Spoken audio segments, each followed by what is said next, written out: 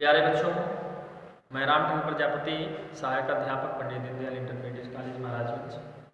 प्यारे बच्चों, इसके पहले आप लोग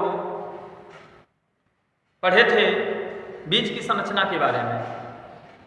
आज इस वीडियो में आप लोग पढ़ेंगे बीजों का अंकुरण।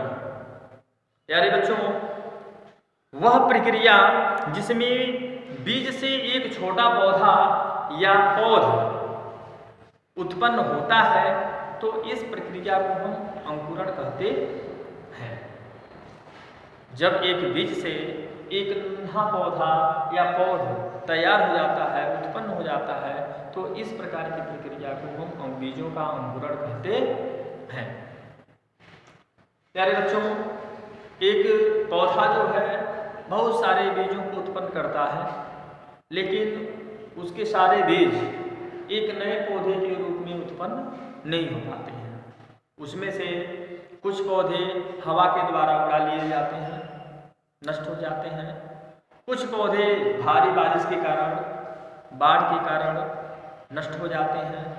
कुछ पौधे के बीज जो हैं वह जंतुओं द्वारा, कीटों द्वारा या पक्षियों द्वारा खाने से नष्ट हो जाते हैं।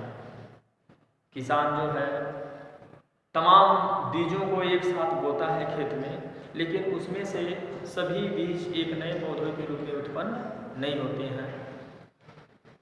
इस तरह से बीजों को उत्पन्न होने के लिए उचित, इसके पहले वीडियो में बताया गया था कि 3 परिस्थितियां जो होती हैं वह आवश्यक होती हैं। पहला जो है वह नमी, दूसरा सूर्य का प्रकाश और तीसरा हवा। इन 3 परिस्थितियों का होना अति आवश्यक होता है।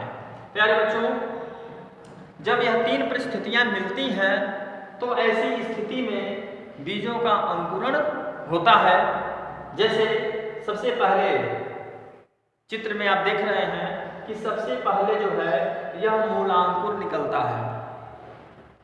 जब उसको नमी मिलती है बीज को, तो सबसे पहले वह अंकुरित होकर सबसे पहले मूलांकुर निकलता है, जो धीरे धीरे विकसित होकर जड़ के रूप में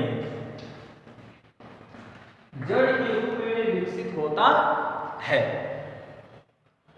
यह मूलांकुर जो है जड़ के रूप में विकसित होता है और यह धीरे धीरे नमी की तलाश में या पानी की तलाश में यह जमीन में घुसता नीचे चला जाता है और धीरे धीरे यह इसमें से प्रांकुर जो विकसित होकर तने का रूप लेता है, यह धीरे धीरे विकसित होता है। ठीक है, और तब तक यह भोज्य पदार्थ जो पौधे हैं विकसित होने के लिए, तब तक यह अपना भोजन जो है बीज पत्र से प्राप्त करते हैं। जैसा कि इसके पहले वीडियो में बताया गया था कि जब तक बीज में या पौधे में हरी पत्तियां नहीं आ जाती हैं, तब तक यह पौधे जो है अपना भोजन बीज पत्र से ही प्राप्त करते हैं।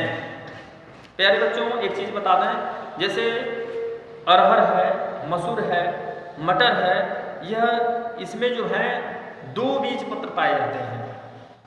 और चावल, गेहूं, मक्का जो ऐसे बीज हैं जिसमें केवल एक ही बीज पत्र पाए जाते हैं। तो इस तरह से जब तक इसमें हरी पत्तियां नहीं आ जाती हैं, तब तक यह बीज पत्रों से ही अपना भोजन प्राप्त करते हैं। उसके बाद जब इसमें हरी पत्तियां आ जाती हैं, तो उसमें पर्णहरित उपस्थित होता है हरे पेड़ पौधों में, जैसा कि इसके पहले बताया जा चुका है, और वह प्रकाश संश्लेषण की क्रिया शुरू कर देते हैं और अपना विकास शुरू कर लेते हैं।